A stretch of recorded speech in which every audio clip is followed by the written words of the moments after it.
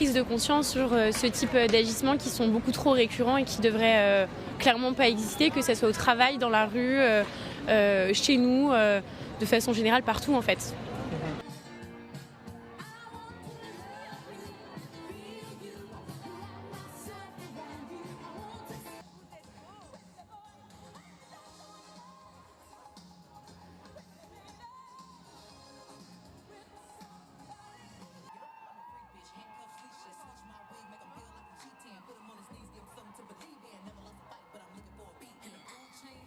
On met toujours la faute sur les femmes. Ce qu'on oublie, c'est le phénomène d'emprise.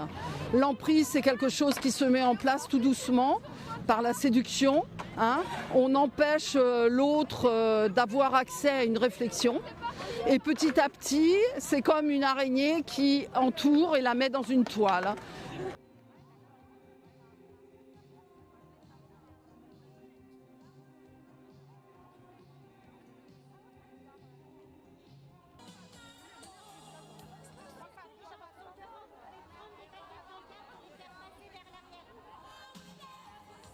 En fait, pour moi, il y a deux problèmes au niveau de l'éducation. C'est que on dit toujours c'est l'éducation des garçons, mais pas que. Je pense qu'il y a aussi l'éducation des filles où on ne nous apprend pas à dire non, déjà, les noms fermes. En tout cas, moi, je connais beaucoup de filles et femmes même qui savent pas dire non, qui vont faire pour être gentilles, etc. Parce que c'est ce qu'on nous apprend dans l'éducation, qui est déjà un problème.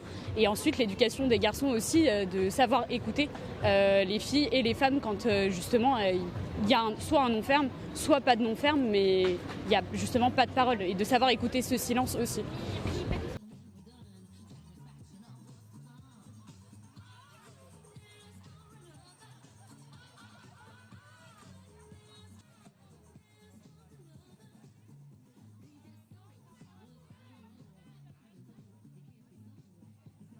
Je disais, il y a des choses qui ont été mises en place, par exemple le téléphone grave danger, mais il n'y en a pas assez pour tout le monde, des mesures qui sont à moitié faites, des hommes qui vont potentiellement en détention provisoire, voire en prison, mais qui en sortent sans aucune mesure qui suit.